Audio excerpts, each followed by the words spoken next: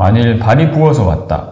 보통 발이 부으면 통풍 관절염을 이제 흔히 생각을 하시는데 통풍 외에도 연조직의 염증, 봉화지겸이라든지 건망류라든지 다른 발이 비슷하게 부을 수 있는 병들이 있습니다. 그런 것들이 외견상 봐서는 똑같이 그냥 붓고 빨개지고 아프거든요. 근데 이런 것들이 초음파를 확인해 보면은 감별이 어느 정도 가능합니다. 물론 이제 통풍 관절염에서 가장 확실한 거는 관절액을 뽑아서 검사를 하는 게 가장 확실한데 초음파에서도 어느 정도 이제 그 확진이 가능한 경우가 굉장히 많거든요. 초음파에서 이제 통풍 같은 경우에 특징적으로 보이는 소견들이 있어요. 요산이 침착이 돼서 관절 한쪽이 쌓여 있다. 그 다음에 더블 컨투어 사인이라고 해서 이제 통풍에서 요산 침착이 보이는 소견들이 있으면 확진이 가능한 거고, 또 만일 연조직 염증 같은 경우에는 봉화증형 같은 경우에는 관절 안쪽이 아니라 관절 바깥쪽에 연조직이 부어서 염증이 있는 것들이 보이는데, 통풍 같은 경우에는 관절 안에 요산이 쌓여서 침착이 된 거기 때문에 관절 안쪽 염증이 생겼던 것들이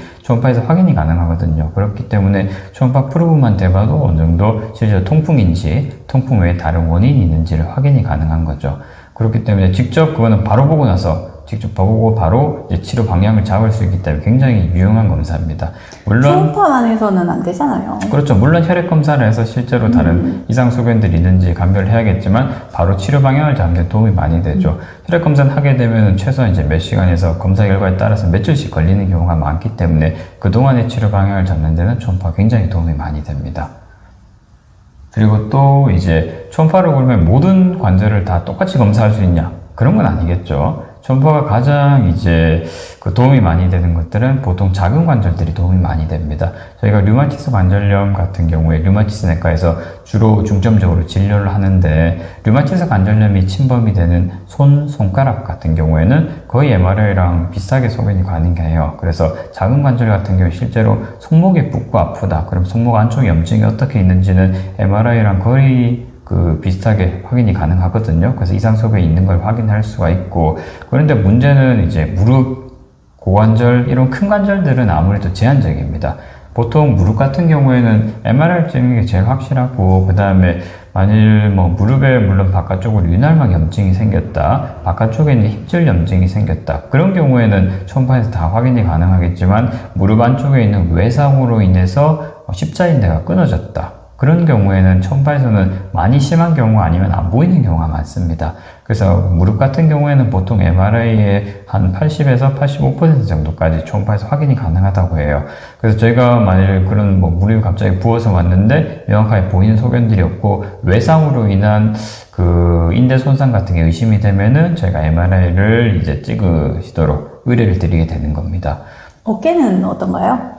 어깨는 역시 무릎처럼 큰 관절이긴 한데 무릎보다는 훨씬 더 얻을 수 있는 것들이 많아요. 무릎은 보통 이제 무릎 사이 그 인대들이 안쪽에 있는 인대들이 많은데, 어깨는 되게 뼈를 둘러싸고 있는 인대들이 바깥쪽에 많거든요. 그렇기 때문에 어깨 같은 경우에는 이제 보통 MRI 90% 이상을 초음파에서 확인이 가능합니다. 아까 손은 몇 %인지 말씀 안 해주신 것 같은데.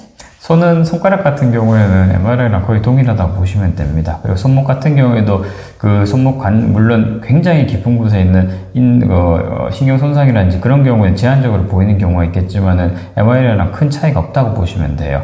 그리고 어깨 같은 경우에는 말씀드린 것처럼 보통 논문에 따르면은 물론 이건 숙련된 의사가 검사할 때. 김대수 선생님처럼 말씀이시죠? 그렇죠. 이건 제 자랑 같지만, 네, 전 초음파 이제 인증이고, 이제 수천 건의 초음파를 하면서, 여러 가지 많은 경험을 쌓았습니다.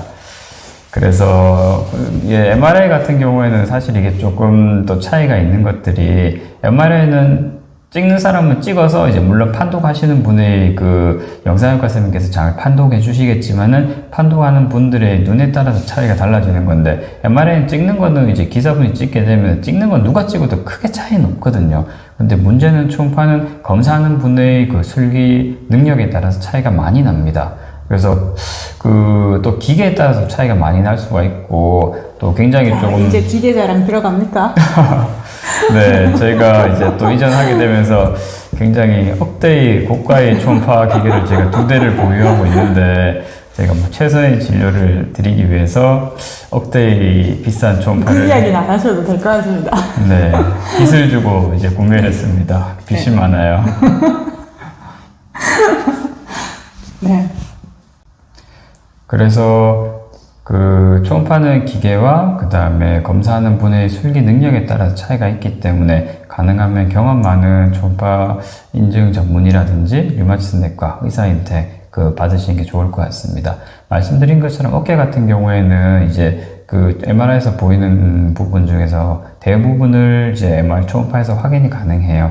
또 좋은 점은 어깨 같은 경우에는 또 움직이는 360도 움직이는 관절이기 때문에 관절 운동 상태에 따라서 문제 있는 부위가 보였다 안 보였다 하는 경우가 있는데 초음파는 말씀드린 것처럼 움직이는 각도에 따라서 바로 시행이 가능하기 때문에 우리가 인대를 싸고 어깨를 싸고 있는데 뒤쪽에 문제가 있는 것 같다 그러면 환자분의 상태에 따라서 젖혀서 검사를 하고 그 다음에 뒤로 젖혀서 검사를 하고 이런 것들이 가능하거든요. 그리고 또 만일 문제가 확실하게 보인다 그럼 바로 주사 치료라든지 다른 치료가 초음파를 보면서 가능하기 때문에 굉장히 유용한 검사입니다.